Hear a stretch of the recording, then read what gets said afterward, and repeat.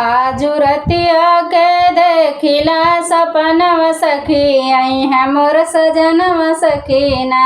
आजू रतिया के देखिला सपनवा सखी आई है मोर सजनवा सखीना।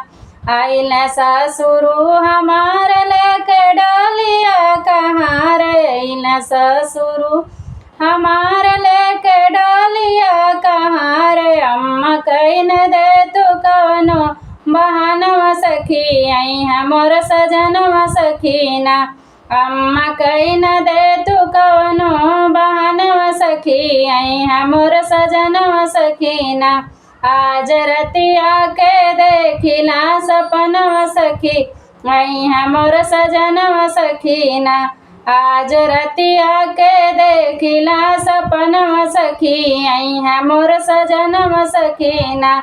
आइला भसुरु हमार लेके डोलिया कहाँ रे आइला भसुरु हमार लेके डोलिया कहाँ रे। भाभी कहीं न दे तू कवनो बहनवा सखी आई है मोर सजनवा सखीना।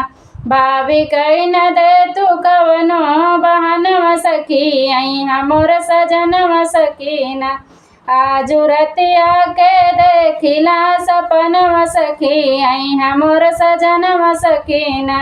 आजू रतिया के देखिला सपनवा सखी आई है मोर सजनवा सखीना। आइला देवरू हमार लेके डोलिया कहाँ रे आइला देवरू हमार लेके डोलिया कहाँ रे। दीदी कहीं न दे तू कवनो बहनवा सखी आई है मोर सजनवा सखीना। दीदी कहीं न दे तू कवनो बहनवा सखी आई है मोर सजनवा सखीना। आजू रतिया के देखिला सपनवा सखी आई है मोर सजनवा सखीना। आजू रतिया के देखिला सपनवा सखी आई है मोर सजनवा सखीना।